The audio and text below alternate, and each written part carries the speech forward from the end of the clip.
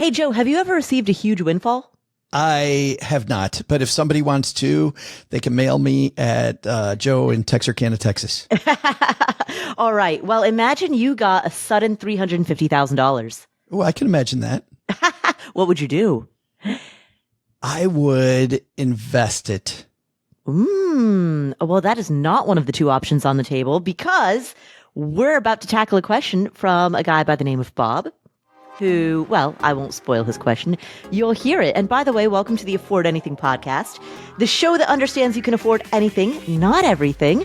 Every choice that you make is a trade-off against something else, which means if you have a windfall, you've got to do one thing with it or the other, and every decision carries trade-offs. So which trade-offs are worth it? I am the host of the podcast, Paula and You, Joe, you are a former financial planner, and you join me every other week to answer questions that come from this community. Oh, I do. You certainly do.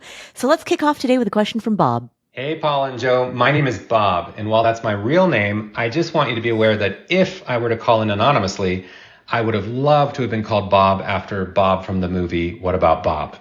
It's a great movie that Paula's never seen or heard of, and Joe, of course, has seen several times. Anyway, my question is more of a statement of what I already did, followed by a plea for your validation. So I hope you can indulge. Here's the scenario. My wife and I purchased a primary residence about a year ago in a high cost of living area. Our loan was for $650,000 against a house worth somewhere in the mid 800s. And our interest rate is locked in at 5%. Now, we just got a windfall of about $350,000 after tax. And the question is, what should we do with it? Here are the options. Option A, dump it all into the house. Option B, dump it all into a high yield savings account that's exactly the same interest rate in question, 5%. Option C, do some partial version of A and B. Option D, invest in the market. But here's the thing, assume we've already maxed out our retirements, we have good savings, we're otherwise pretty conservative investors, and so just pretend option D isn't really an option. So while I'm sure your answer is going to be filled with statements like start with the end in mind, and we don't have Bob's entire financial story, and what about Bob's emotions and feelings based on the tone of his voice, yada, yada. Yes, please feel free to do that part of your answer too. But again, if you'll indulge me, I'm really wondering about the math here. Have you confronted this before? Two options for deploying capital that are both the same interest rate, but only sort of because they're calculated differently. Is there a sweet spot here? Which 5% is more valuable than the other in a pure math sense? How would you go about calculating this? I want to assume that since we're in a newly purchased home, that there's more value deploying at least some capital toward that loan because of how amortization works and the fact that we can literally knock off a decade of debt while eliminating hundreds of thousands of dollars of interest. But how do you math that against the point of just making straight up 5% returns in a high yield savings account for years and years to come? I can't figure out how to make these apples and oranges be comparable as the same fruit. What are your thoughts? Oh, and actually, what did we do? We took half the windfall and applied it to the loan, took the other half and have it in a high yield savings account. But why did we do that? I wish I had some formula to back it up. It just felt right. So what would each of you do? Thank you so much for indulging my question, and I really do appreciate all you do. Bob, first of all, you have a future in radio. If you ever want to go into radio or podcasting, you have such a good personality for it. How many times have you seen What About Bob? 0. I've never even heard of it. Is that really a movie? He called it. I can't believe he called it. Yeah. I've heard of Bob the Builder. Is it a movie? Richard Dreyfuss, Bill Murray, big names, funny movie. Nothing to do with Bob the Builder then. Got it. Has to do with, a guy named Bob who has a psychologist, something. Oh, okay. Well, great. Cool. Great. Fantastic. Well, Bob, mathematically, and Joe, I'm curious if you agree, mathematically, dumping it into the house to pay off the mortgage is mathematically the better option. And that is for two reasons. One is the amortization, like you talked about. So the value of that 5%, and here's how you would calculate it in a pure math sense. Google amortization calculator and see what the impact of making that giant lump sum payment towards your mortgage is in terms of the total amount of interest that you save. Then Google like simple interest calculator, and you'll see that 5% is actually more than 5% in an amortization sense. So that's how you would calculate it. That's one of two reasons. The second reason is because any interest income that you earn is subject to tax, whereas,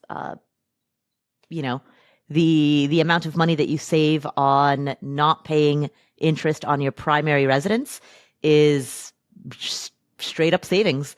So yeah, the 5% doesn't equal 5%. Exactly. The tax on the money sitting in the high yield savings account, I think, is the big thing.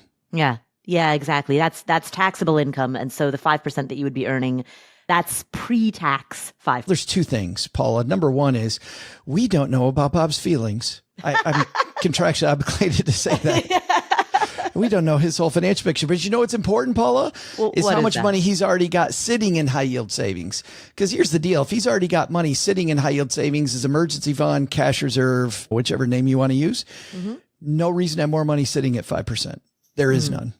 So then that extra money sitting in the high yield savings account has one mission, because Bob said he doesn't want to invest it. So it then has one mission, which is to pay off the mortgage quicker, which means that Bob needs to invest it in a way so as to outgrow what's called the risk premium, meaning that he's going to invest it aggressively enough at the point that it actually makes sense to have it invested versus just paying down the mortgage. So it would need to be 100% in stocks, because over long periods of time, we've gotten 10.2.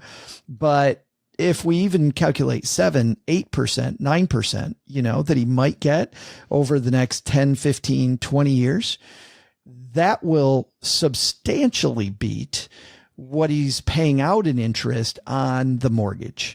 So if he's going to leave it not on the mortgage, then I would invest it, or I do what we mentioned earlier, which is just put it all on the mortgage. Yeah, absolutely. Bob, if you have more money sitting around, then number one, that means you're very lucky. And number two, there is that case for putting more towards the mortgage. The other thing, the option, and I get, Bob, you don't want to invest it in the stock market, but the other option, in addition to a high yield savings account, are treasury bills.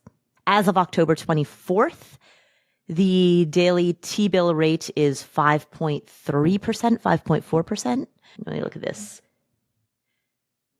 Yeah, it's 5.4% for a 1-month T-bill, and it's 5.1% for a 1-year T-bill. So that's a solid option as well. I don't know. Why would he do that? So with a high yield savings account, you don't know that the bank is going to keep that interest rate for a solid year. With a T-bill, if you get the 1 year, you've got it locked in. Right. Okay. Yeah. But if he needs it for emergency fund purposes, I kind of don't like locking it up for a year. And if he you could ladder it with a couple of different T-bills, right? Like a second tier. Get a couple 4 weeks, build a ladder so that you have that combination of interest and liquidity. So get some 4-week, 8-week, 13-week, 17-week, 26-week, and then go. So the way you do that, Bob, is that you leave part of it in that high yield savings account, and the other you create the ladder that Paul is talking about. So if you have an emergency, you've got some money you can get at right away, and then you got the rest of it, assuming that you can use the T-bills to make payments later, whatever the trouble is that might come up. Joe, what would you do with $350,000? Well, based on all the factors that Bob gave us, which were not nearly enough, and we haven't thought about Bob's feelings, I I would. What about his goals? Don't we need to timeline them? I know, right? Based on everything he gave me, I would have put it all on the mortgage. I would have put it all, assuming that he had the emergency fund in place. Just put it on the mortgage. If he's conservative, he doesn't want to invest it. You and I talked about this before. The happiest retirees pay off their debt. So it's not a math equation for Bob at this point. He's conservative, get the debt paid off, which is why with that other half, now that he hasn't done that, I would either make one fat lump sum payment right now, or I would invest it in stocks, one or the other, because it becomes arbitrage in stocks to pay that down quicker, right? That becomes a vehicle. Let's say he buys a fund. I wouldn't put it with all his other funds. I mean, I might put it in the same if he's at Schwab or wherever he is. I might put it there, but I might buy a specific fund that I think of as my pay down the house fund. And when that fund gets to be the same amount as what he owes on the mortgage, which historically would have always been faster if you give it 15 years, I'd sell that out and then pay down the mortgage. But if he's conservative, you know what, Bob, just put it on the mortgage right now. Just make one more lump sum. Yeah. Well, and the other thing is, if he can get the mortgage wiped out entirely, then that generates additional cash flow in the form of money that he's no longer paying, that monthly mortgage payment. And that additional cash flow can then become investments. Money. Yeah. The problem with that approach, of course, is that might be, let's say he took out a 30-year loan. So that might be 15 years down the road with all these extra payments he's making. And we look at the doubling of money, he's losing a couple doubles by doing that. Well, maybe 1.5 doubles by doing that. So he is losing some time, but yeah, that's a nice conservative option. Yeah. Well, and it's clear from Bob's question, he's looking for conservative options. So, yes. Yeah. Excellent. All right, Bob, I hope we've mathed it out for you. Mathematically, paying off the mortgage is the better bet. I just wish we knew more about Bob's situation. The entirety. Great call, Bob. Yeah, fantastic. And Bob, I'm serious. If you want to go into radio, you've got a future there. Side hustle. Side hustle, exactly. So thank you, Bob, for the question. And our next caller, Joe, tell the world where you live for people who don't know. I actually foreshadowed it earlier because I knew this was coming, but beautiful, glorious Texarkana, Texas. Texarkana, Texas. Well, our next caller is moving to Texarkana. What? Yeah, it's true. It's true. Let's hear from Julia. Hi, Paula and Joe. My name is Julia. I'm calling from Florida. I wanted to thank you for everything you do. The awesome information and knowledge that you share with us is just amazing.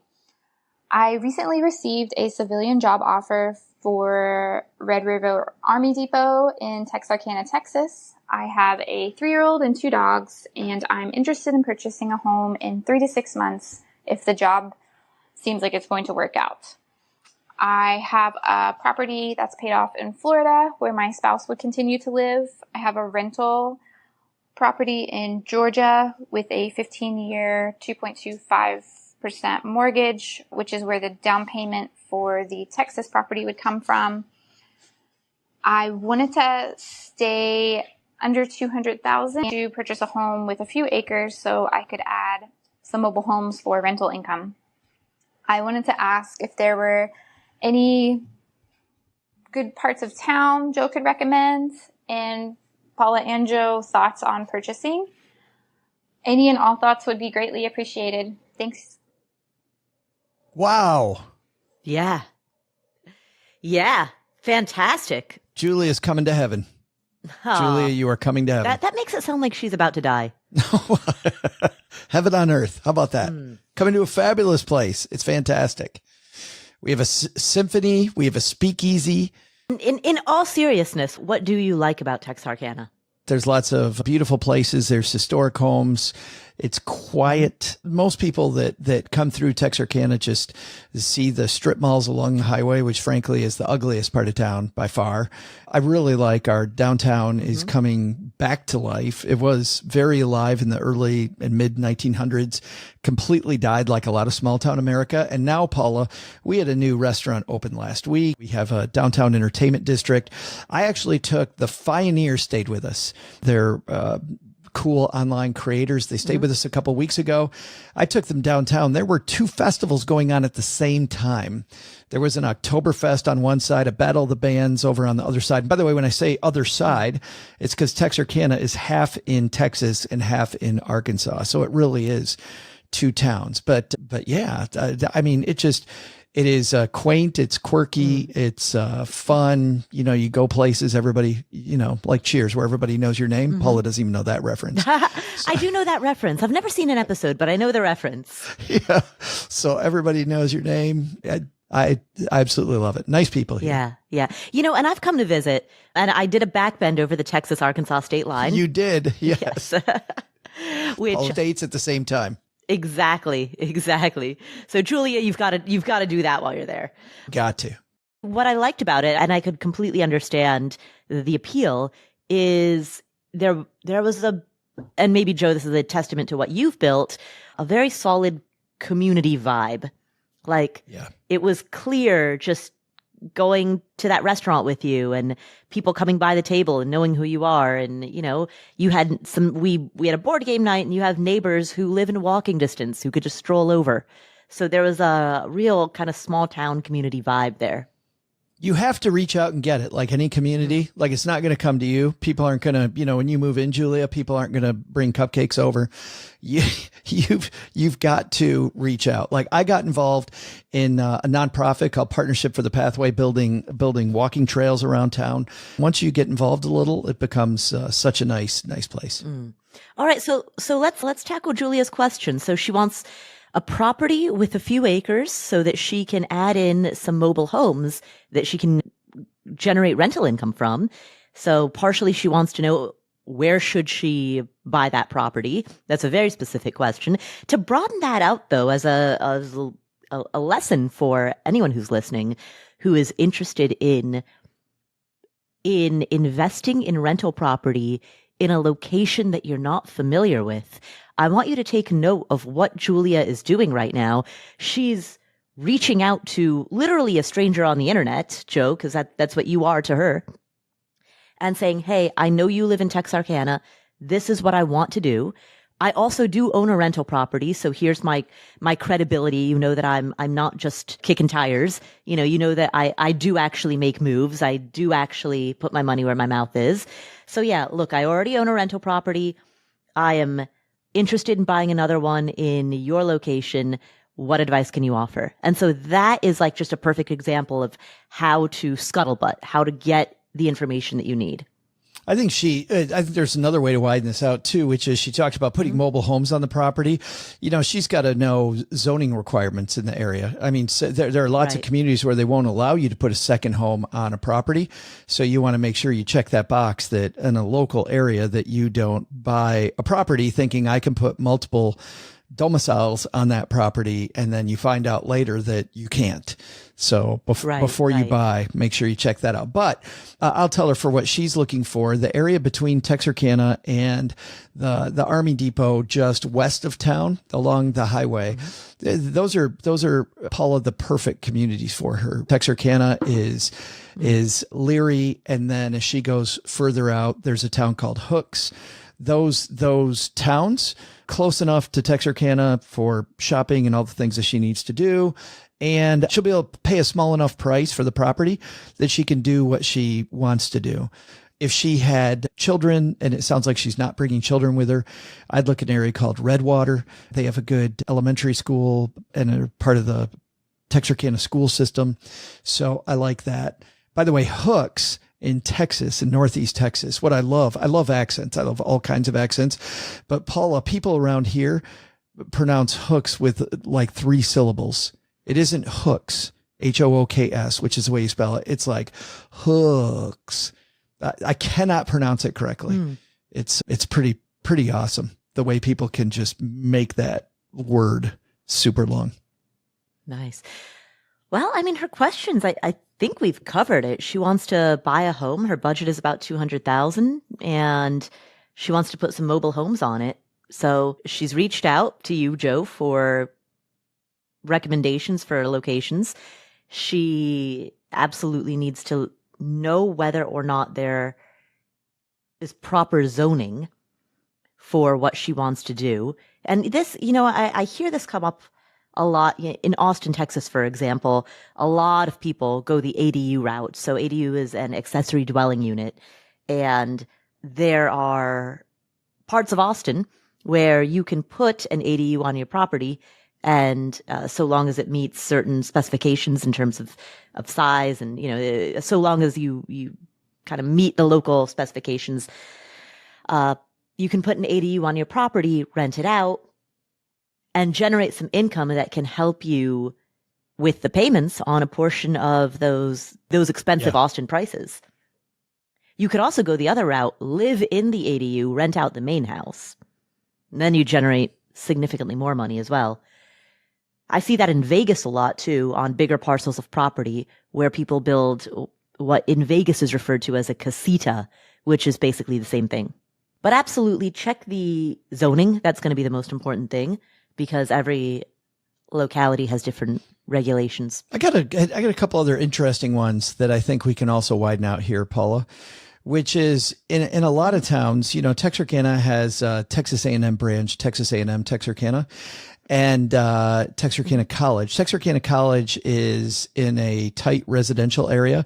You can definitely get property there around 200,000 or less. However, she won't be able to put additional units on it. And the neighborhoods there are okay, not wonderful, not a place that I would go if I were Julia. If she knew more about specific streets and where to live, then maybe. But I wouldn't start around Texarkana College. But a lot of people, when they're thinking about renting places and they see colleges, they immediately think opportunity. Let me tell you what's going on with our college. Even though it's the least expensive university, a 4-year university in the Texas public school system, the dorm is not full. And a lot of people don't come here because we're in the middle of nowhere. And when you're competing specifically with the university, in a lot of college towns, you think like Chapel Hill, North Carolina. I mean, you put a house there, even though you're going to pay a ton for it. If you're in the university's backyard, you're probably going to always have renters. You're going to struggle to get renters in Texarkana. So I would always check what's going on with enrollment. Even though Texarkana has these college experiences, I would not buy around the university. In our case, especially right now when the university's really trying hard and lowering dorm prices just to get the dorms full. So don't compete against the university. Right. And that's a great point because, at some universities, there's overflow. They don't have enough. Oh, absolutely. Yeah, exactly. Michigan State, where I went, buy a house in East Lansing, Michigan, you're good. Right. You're going to pay a bunch for it, but you will always have a flow of renters and should be able to do pretty well there. Right. So not all college areas are created equal in a big way. Yeah, I would definitely, especially with smaller schools like ours, make sure you look into that before you buy. That's a widening out. Second thing is we are a border town and sometimes there's opportunities across the border. Now, the thing for Julie is if she's going to be at Red River Army Depot, she's maybe 25 miles across the Arkansas state line. Because Texas doesn't have income tax, property taxes are how Texas makes money. So her property tax bill in Texas is going to be pretty darn big, right? But she's not going to pay income tax working at the Army Depot. So for some people, they like buying on maybe the Arkansas side. However, for her to really get the property she wants, Arkansas properties are so hit and miss and she's so new here, I wouldn't advise her to do that. Plus, if she's going to try to make that commute every day, it ends up being a 30-mile commute to work back and forth, which would stink. Right. I know people, Paula, that live on the Arkansas side, so they get lower property taxes, and they work on the Texas side. They end up with lower property taxes. Now they are going to pay income tax because they are, taking that money back home to Arkansas, but that's a factor looking at the border. So if you're buying right on the border, make sure you look at both sides. Yeah. You see that in Tahoe as well, right? Where California, it's right at that California-Nevada border. And so I know people who are very careful about making sure that they live on the Nevada side you can of the see border. it too. Where there's no state income tax. Yeah. Yeah. And Texarkana gets compared to Tahoe a lot. Laugh. I'm not supposed to laugh. Sorry. The mayor hears this. Julia, thank you. Thank you for your question, and enjoy the move. Good luck with the move. Julia, when you get here, make sure to look us up, and Cheryl and I will take you to one of our fine restaurants. We'll get you acquainted. Our next caller wants to retire early, put 2 kids through college, and buy a vacation home in the next 5 years. So let's hear from Joey Jr. Hi, Paula and Joe. I'm a longtime listener, first-time caller from Maryland. Why don't you just call me Joey Jr.? I'm a 48-year-old special category federal employee who can retire with a FERS pension at age 50. My current salary is $180,000 with a gross take-home pay of $100,000 after all deductions. I anticipate my pension will gross about $50,000 a year after withholdings. This gross pension will drop about $10,000 a year once I'm eligible for Social Security at age 62. My wife changed jobs this summer, and her salary income has dropped from $105,000 a year to $80,000 a year. However, she will spend more time on her 10-month-old coaching business, which has yet to earn a profit in part due to high startup costs. We have 2 children and expect to pay out-of-pocket college tuition costs of approximately $375,000 over the next 5 years. I know there are cheaper options out there. Our current invested assets include $1.35 million in traditional IRAs and 401ks, $170,000 in Roth IRAs, and about $530,000 in a taxable brokerage. We also have $167,000 in cash, earning more than 4% interest, and current principal residence is currently worth about $800,000. Our debts include $440,000 on our principal mortgage of 2.875%, and a $48,000 car loan at 4.49%. I'd like to retire at 50, take 6 months off, then get back into part-time or volunteer work without worrying about my income. My wife plans to continue working for another 5 to 10 years. We are also interested in buying a vacation home or cabin on the coast of Maine.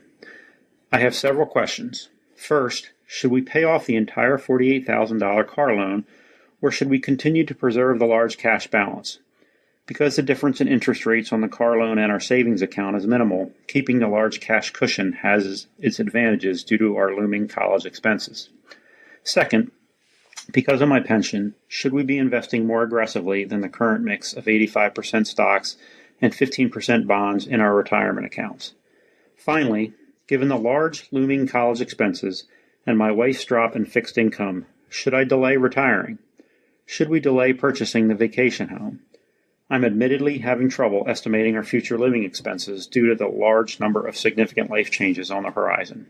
Thanks for your help, Paula and Joe. I look forward to hearing your answer.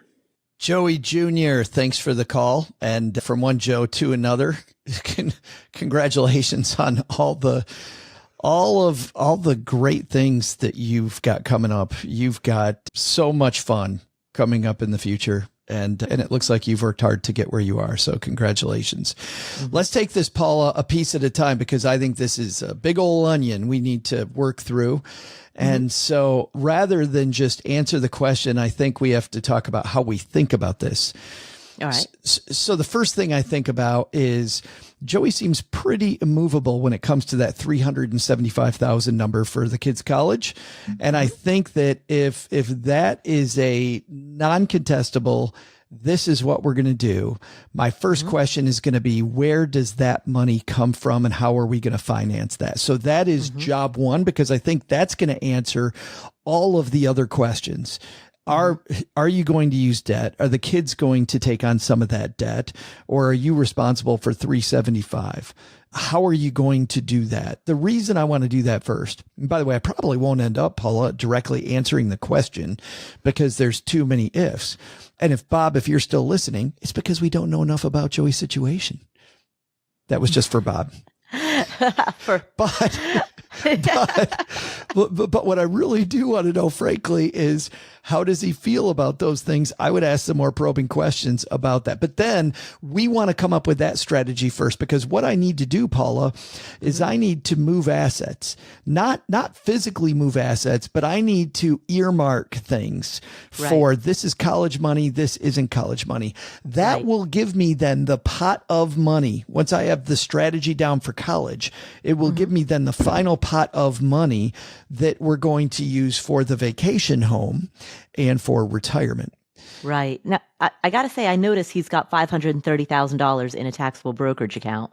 Right. So if he wanted to earmark that 375 of that for the kids' college, that could be one fell swoop. Done. Did he tell us how much he's going to spend in retirement? He didn't say what his living expenses in retirement would be, but he did outline the money that he and his spouse have that's saved towards retirement is very substantial. 1.35 million in traditional IRAs and 401ks, 170,000 in Roth IRAs, plus there's a pension. It could be, but based on his current income, now he's got a family he's feeding now, and it's going to be only 2 people later. So, Joey, I'm with you when you talk about the moving parts, and that is hard to look at. I'm 100% there, but I would try to begin modeling that. Like, give yourself some numbers so that you can look at what that lifestyle is going to be. And then I'm thinking of a spreadsheet where I'm running out the pension. Obviously, the pension going down is going to be offset by Social Security. So, just in my head, if we're doing it the easy way, I'm just forgetting about Social Security and having the pension go the same, because Social Security, pension, it's all going to be melded together when it's all finished. I also want to know more about your wife's intentions for working on this coaching business, because if it's like me, Paula, and I'm going to do this for a good long time, as long as my mouth will keep running, I'll keep bringing in some money with Stacking Benjamins, right? And even though I don't do it for the money and I don't care, frankly, but that is not my mission, is to make money. I will still have some money coming in from Stacking Benjamins as a result of me just loving doing this. If it's the same for his spouse and she's going to do it for a long time, we should talk about how long we're going to model that income coming in as well. Because the thing that breaks the bank is a house on the coast of Maine. Mm. And so the big question is how much house, and how then do you finance that house? Part of me, Paula, because he wants to retire so early, a question I'm really curious about is how important is going at 50 to him? The reason I ask is going at 50 more important, or is the second home more important? If the second home is more important and he doesn't care about working a few more years, I would love to see him do that as early as possible. I'd love to see him do that. And then he gets used to it, and he knows how he's going to use it, how much money it's going to cost him. And that's not so much a nebulous figure. I kind of want to get everything out of the 5-year range, right? And move one up, one back. But if he doesn't really care about the house in Maine as much as he cares about going early, that's going to also change my number. So I kind of want to put priorities on these. I don't even kind of, let's get rid of the word kind of. I want to put priorities on these. Priority 1 sounds like I am going to spend $375,000 on my kids' college, period. That's going to happen. They're on a fixed timeline. Nothing's going to change. Between the house in Maine and the early retirement, right? How do those two get along? Right. Well, the thing is, we don't have a price point or a budget for that house in Maine. Like, we don't know, is this a $200,000 house? Is it an $800,000 house? What's cool, though, is we can model affordability if we go the other way around, right? So once we get an idea what expenses are, we can say, okay, we have this amount of money that's not needed for the retirement engine, so it can be used as down payment. And then we begin factoring in mortgages, that kind of thing. So one thing that strikes me right now, he brings home $100,000 after withholdings. When he retires, his pension after withholdings will allow him to bring home $50,000. Now, the way that he actually said it was he said that his pension would gross 50, but then he also said that the 50,000 was after withholdings. Steve, can we hear that clip? I anticipate my pension will gross about $50,000 a year after withholdings. This gross pension will drop about $10,000 a year once I'm eligible for Social Security. So I think he's talking about net. Right. See, he says gross, but he also says after withholdings. Which means net. Right. So if he is bringing home a net 50,000 after withholdings, then that means that we're only talking about bridging a $50,000 gap. And so what strikes me is that his wife's income in this nascent coaching business might be able to bridge that gap. This coaching business is very young. It's only 10 months old. It has not yet become profitable, but that's normal for a new company. They've already adjusted to her new salary, right? She's already switched jobs, and the family finances are already adjusted to the drop in income from 105,000 down to 80,000 in the job switch. If she can bridge that $50,000 gap, then they might, as a family unit, be able to continue in retirement on the same budget that they have today. Yes, which is why the modeling of how long do we want to model that for becomes really important. Right. And there's two ways to look at that, Paula. I mean, number one is that can answer the how do I invest? Am I being too conservative question, which we can get to in a second, because of the fact that you don't need the money for a longer period of time makes it safer to take a little bit more risk with that money. But on the other side, you know, if she wants to enjoy it and doesn't want to have to bridge that gap, then I also like, you know, going back to Bob's question earlier, I like being conservative and saying, you know what? Work when you like it. Don't work when you don't, because we didn't model this as if you're going to do it. You know what I mean? Mm-hmm. So I think you can play that either way. Right. To his question about paying off the car, I am not a fan of doing that right now.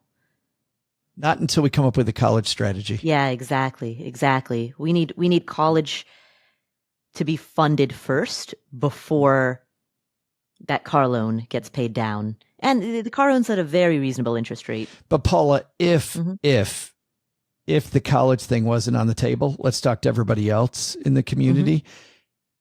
Pay off the car. Because the interest rate he's getting is very comparable to what he's paying out. There's no reason to leave that money in cash. Pay the car, and then take the money that you're saving by not having a car payment and add that money to a next car fund, so you always pay cash for your cars. But in this case, set it aside because he's got these big college things coming up. That struck me as well. He's got $167,000 in cash. That is a hefty cash allocation.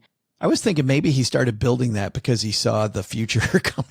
You know, I mean, maybe he's been building this chest the last couple of years, which would be a great idea with all this college looming. Right. Now, the thing also, Joey, that you may find is what I found with college, which is some of that $375,000. I'd love to talk about that. Some of it ends up being a cost transfer. There was a cost to having my kids, Nick and Autumn, at home that it surprised me how much, especially my son, ate. You know, my grocery bill, Paula, went down forever, and I was paying for him to eat now in the dorm. So it was a cost transfer. You know what I mean? So even though he's got $375,000 set aside, a part of that is for food while he's living on campus. You're going to see a direct correlation with your grocery bill going down on your end. Right. Other than groceries, other than the cost of feeding the kids, were there any other major ways in which your daily budget changed and that cost ended up just... Utilities went down by a fair amount, almost a third when my kids left. You know, especially the water bill, just showers every morning. The second piece was car usage. You know, my kids, especially during high school years, they were social kids, so they use the autos a lot more than I do. So I found that piece of the budget to substantially go down. In terms of gas, in terms of car maintenance? In terms of gas, they took the car with them. Both my son and my daughter had part-time jobs. So by that time, the cars, well, actually, we bought the cars paid off. So the cars were already paid off. But I transferred any cost of usage to them while they were in school, and they paid for it themselves. Nice. But yeah, finding the $375,000 for college comes first.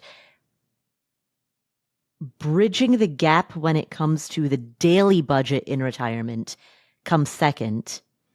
Then that determines your budget for the main house? Yeah, you know, paying off the car, I think, is tied with that house in Maine. I don't think that... Yeah, I kind of put house in Maine ahead of the car even. It depends on how badly he wants that house, I think. Yeah, right? Yeah, that is the question. You know, is it a strong priority or is it kind of a fleeting nice to have? So depending on the level of desire for that house, that's going to determine how it ranks, whether it ranks in the number 3 position or the number 4 position relative to the car. But the number 1 position is definitely college. And then the number 2 position is the day-to-day, covering the day-to-day expenses upon retirement. So, Joey Jr., I would look at all of your questions through the lens of that priority hierarchy. Because whether or not to pay off the car, whether or not to invest more aggressively, those questions can't be solved until, number 1, the college question is solved, and number 2, the question of how the daily budget will be financed in retirement is solved. Once those 2 questions are addressed, then you'll know how much, if any, you plan to draw down from your investments in retirement, and that's going to influence whether or not you invest more aggressively. You'll know how much house you're able to afford in Maine. And that's going to determine whether or not you retire at 50 or work a few extra years.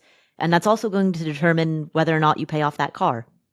Joe, what do you think of his mix of assets? He's 85% equities, 15% bonds. Man, I like what he's alluding to, which is that the pension really plays the part of bonds. Bonds are in a portfolio for stability. He's got that stability, so he can consider that the bond portion of his portfolio. Always base it on time frame, but given that he may need the money 10 years or longer, any money he needs 10 years or longer, go ahead and put that in stocks. Right. Yeah, I think the operative question is going to be, where is his budget in retirement going to come from? And is he going to be drawing down from his current mix of investments, right? That money that's in a taxable brokerage account, is he going to be drawing down from that? Because if so, that's going to influence his mix of assets. Yeah. So Joey, if your spouse is going to be filling in that gap, like we talked about during your early retirement, if she's going to keep working in the coaching business and you're not going to need to touch any of that money, then certainly, I think where you're headed, it sounded like with that question was all stock. I would be very comfortable with that if you don't need it for 10 years. Right. But it's a different answer if he does plan on drawing down. 100, absolutely. Yeah.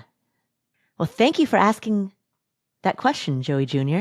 And congratulations on being 2 years away from retirement. Oh, yeah. Fantastic. Right? Retiring at 50. Incredible. All right, Joe, we've got one more question today. And only one? Only one more. And this one comes from an anonymous caller. Do you have any suggestions for what we should name her? Why am I unprepared? Like I should be completely 100% prepared for this. What have I been watching lately, Paula? I have been watching Akosa on Disney Plus, which is part of the Star Wars universe. So I've been watching some Star Wars stuff, and I really like this character who is just awesome and resilient and really a fun part of watching the show, whose name's Sabine Wren on the show. So Akosa is a great show, by the way. 2 very strong female leads. If you like Star Wars stuff, I highly recommend this one. I know, Paula, some of it's been sketchy for us Star Wars fans. Paula has no idea what the hell we're talking about. No. But for Star Wars fans, it's been some are great, some not so much. Really, really enjoying Akosa. Boba Fett, that was okay. But Akosa, very, very good. Get to the name, Joe. Wait. Sabine. Sabine. All right. Would you like me to talk more about Akosa? No. Can I tell you more about just a little bit? I have no idea what you're talking about. Let's go to the question. Our final question today comes from Sabine. Hi, Paula and Joe. This is Anonymous. I am calling to ask for advice for my mom. She is 62 and is a widow. She had just sold our family home that we lived in for over 20 years and moved to Florida when Hurricane Ian completely destroyed the place she was staying. Since then, she has struggled to figure out where to live and how much she can afford for a new home. I think she's decided she wants to live near the beach, preferably within walking distance if possible, and had narrowed in on an island off South Carolina. However, unsurprisingly, a home walkable to the beach is very expensive. She's really struggling to figure out how much house she can afford to buy, and she is particularly worried about running out of money. Previously, she had about $2 million in her account, and she sold her home during the height of the pandemic for another $1 million. This home is already paid off, so her accounts total about $3 million now. Her yearly expenses are about $80,000. She's currently receiving her Social Security of about $500 per month. However, once she turns 67, she plans to switch and take my dad's Social Security, which should give her about $3,000 a month. She's really at a loss to understand how much house she can afford while still being conservative with her money so she doesn't run out. She does have a financial advisor who she likes and trusts, and the annual investment growth goal is 6% for her portfolio. First, she is deciding whether to buy a home in cash or get a mortgage. Her financial advisor recommended a mortgage because it would allow for a larger nest egg to draw from for her monthly expenses, and she would still have the opportunity to refinance if rates ever went lower. However, I think she is leaning towards paying in cash just for the peace of mind, and frankly, with interest rates as high as they are now, around 7%, I think that may be the better financial decision anyway, but I wanted to get your thoughts. Second, she is trying to figure out how much house she can afford and what her budget is when looking at the cost of different homes. I'm having a hard time helping her figure out what this purchase price number should be. As I mentioned, her yearly expenses are about $80,000, and she would also need to factor in the HOA fees, property taxes, and insurance, which I think may be another $20,000 to $30,000 per year. She also will be receiving about $36,000 per year for Social Security in about 5 years from now, though. I think she would be okay to look for another home around $1 million, but I wanted to understand how you both would think through this. Thank you so much for everything you do, and I appreciate all your advice. Sabine, thank you for the question. So the first thing that comes to mind, because she wants a home that is walkable to the beach, the first thing that comes to mind is, would she be open to living in a condo? Because if she is open to that, well, there are a few advantages. Number one is she could find something walkable to the beach, perhaps even right on the beach, depending on location, for under $1 million. In addition, she's 62, she's a widow. Many condos have very active communities. There are social events. There's an opportunity to socialize with other people in the building and have a kind of a community feel, so it would be a little bit less isolating. So I think there are both financial and social advantages to the condo option if she would be open to it. It could be better value for the money and also a more fun experience. I think it's interesting that you let off with that, though, Paula, because I started from the opposite side. I started with, let's lock down retirement and then talk about the house, right? So we can spend money on the house that's left over from retirement. So let's do this. Let's say that her Social Security negates, based on Sabine's call, negates the price of the add-ons that she doesn't have now with living. Tall assumption, sloppy assumption, but for now, let's just do it. If we say she has $3 million, We take her lifestyle, $80,000 that she needs to live on. We use the 4% rule. It's a sloppy rule, as we know, but we also know pretty conservative rule. Like you could actually use a lower number than 4 and you would be okay. So I think that using that 4% rule, which I think would be great, she needs $2 million.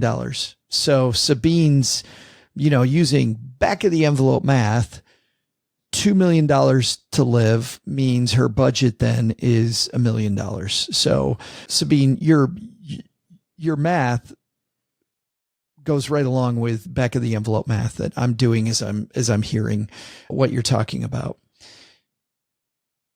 The phrase that I really don't like is for peace of mind. Because let me tell you what gives some people more peace of mind, because it depends on who you are. For some people, more peace of mind means more cash on hand. As an example, we just talked to Joey about not paying off the car loan, so he has more cash on hand. And sure, even though there's this sucking sound of a mortgage that's slowly coming out, having more cash on hand today means that maybe we got to figure out how we get the mortgage paid later, right? Or we sell the house, we do all these things. For some people, peace of mind means I've got a bigger pool of cash and I'm not putting so much money toward the property today, right now. Other people, and I think this frankly is more people, is, hey, I don't have this monthly payment hanging over my head. And so I've got, I don't have to worry about this mortgage payment. But I think we need to be careful that one is peace of mind and the other one isn't. Because I think they can both give you peace of mind and they both have different Achilles heels. Right. That's also going to be very personal depending on her feelings towards debt and her attitude towards debt. Some people are so debt averse that having any type of debt is necessarily going to disrupt their peace of mind, right? That can be a cultural thing. That can be how she was raised. I mean, that debt is inherently an emotional subject. And it makes sense to me that, what you're saying, Joe, makes sense to me in an absolute sense. But I also recognize that there are some people for whom having any type of debt is simply something that's going to keep them up at night, right? You hear people who have student loans and they have this mindset that they can't do anything until those student loans are paid off. And then you ask them, well, what's the monthly payment? Oh, it's $300 a month, right? If you were to reframe that into anything else, right? If you were to reframe that into they get a house with an HOA and there's a $300 monthly payment, right? They would not see that as such an albatross. But because it's a student loan rather than an HOA payment, even if the monthly layout is the same, it feels different emotionally. I think that's why, earlier in the show, I talked about the happiest retirees pay off their debt, is specifically for the reason that you're talking about. Right. So I agree. In theory, peace of mind can come either way. But for many people, and it sounds like her mom is one of them, lingering debt is upsetting in an emotional way. Well, maybe here's the reason I bring it up. When I would meet with people, because she talked about they had a financial advisor and the financial advisor brought up this and she said, well, I want peace of mind, so I'm going to go this other way. My job was to bring up that both give you peace of mind and both have unintended consequences. And when presented with more facts about how both of these responses are, as an example, here's something conservative people don't like. If I run out of money, I can't sell my bathroom, right? I can't peel off a little piece of the bathroom to go pay off this thing that's the emergency. So if we cut it too close and we don't have enough money on hand, how does that make you feel? when you have to downsize because of the fact that you decided to go too conservative and not leave enough money in a spot where I could get at it to pay for this unexpected emergency that I had. A conservative person hates that too, right? So I think we got to look at, we often look at things through this rosy lens of nothing's going to happen to me. Like the thing people don't want is disability insurance, because disability happens to other people and doesn't happen to me. I'm a safe skier. Right. I drive really well, right? Yeah. It isn't about you. It's about all these factors that happen. And when you see the law of large numbers, like I used to, you realize that bad things happen to good people. Right. Yeah. It's the same logic. Nobody wants to get a prenup, right? Because they're like, oh, exactly. Right. Oh, well, my relationship is safe. Yeah. And then, somebody walks out on you and then you realize there's nothing you can do about that. Yeah. You never know what's going on in somebody's brain. Right. I think the advisor's doing the responsible thing by saying, you know what, there is a flexible way to do this. I tend to agree with exactly what you're saying, Paula. Put the money toward that. Do not have debt. Studies show people are happier when they don't have debt. But I do think that maybe mom's heard this before, maybe mom hasn't. There's this other peace of mind that we might not be considering. My job as an advisor was to go, Paula, this might be your Achilles heel. You may not have thought about this. And then get that on the table. And then you go, you know what? I'm going to go ahead and put that toward the house. But now you go in with your eyes open, knowing that, you know what, I made this conscious decision and my Achilles heel is I'm taking money off the table that could have been used for emergencies and other things to give me peace of mind in a different way. The advantage to buying this home with a mortgage, it's a psychological advantage, but I think this is one that a lot of people who are buying homes today are going to experience, but they're not going to know that it's an advantage for a few years. Because interest rates today are so high, and because the natural human tendency is not to buy based on final sticker price, but rather to buy based on monthly payment, right? Psychologically, that's how people tend to think. And of course, when it comes to loan approval, right, that's also an upward bound of approval that people have, bank approval. Because of that, anyone who buys today at today's interest rates is necessarily going to buy a less expensive home than they otherwise would have, right? People who bought 2 years ago bought a more expensive home than they, would if they were buying today, right? And vice versa. The contrary is people who buy today are necessarily going to buy a less expensive home. And what that means is that when interest rates drop, when they drop from 8% down to, let's say, 5%, right? They may never go back to 2%. But if they drop to 5%, which eventually they will, and those people refinance, they're going to see that they are in a significantly cheaper home with, now once they refinance, with a very reasonable interest rate that they get to keep in perpetuity, right? Marry the property, date the rate. Well, let's look at peace of mind from somebody that has a 3% mortgage, right? You were able to buy a ton of house, a house that you're going to love. If you had a 3% interest rate, you were able to buy so much more house than today. And we've all seen these stories all over the internet. You can't buy nearly that house today. So that is peace of mind. I got a better house, but let's flip that. On the other side, you are stuck there. Yeah. Golden handcuffs. Total golden handcuffs, and there's these stories. We actually did this as a headline on our real estate show, Stacking Deeds, talked about how if you're trying to downsize your property, Paula, kids have left home. Joey's about to go through this. Kids leave home. We don't need this much house. You go to look at a house that 2 of you would like versus 4 of you lived in. It may be comparable to the bigger, nicer house you have today because of the change in interest rates in some parts of the country. It's crazy. Right. So you may not be able to downsize as much as you thought that you would have. So where 3% seem like peace of mind, 3% can also be, to use your words, the handcuffs. Right. Exactly. Yeah. So the advantage to mom buying with a mortgage is is that it may motivate her to buy a cheaper property. But again, that's psychological, that's behavioral rather than purely mathematical, right? Because in theory, she could have exactly the same outcome if she just decided on a price point. Absolutely, Paula. Based on everything that Sabine gave us, $2 million is going to be fine to live. She has $1 million budget. Social Security, if my numbers are right, and Social Security will cover a lot of the HOA, that type of the additional cost of the house that she has.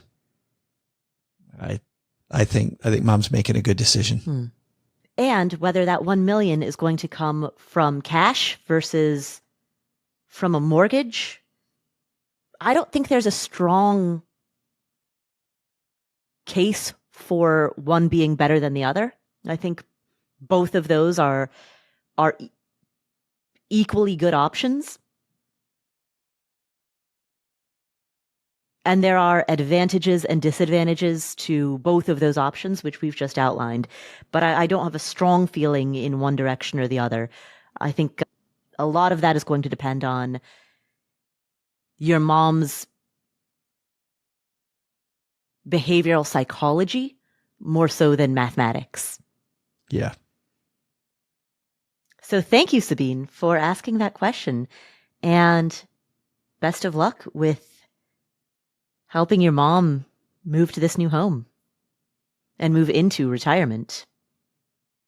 Joe, we have done it again. We are just, the time flies because I love answering these questions. It absolutely does. Joe, where can people find you if they would like to hear more of you?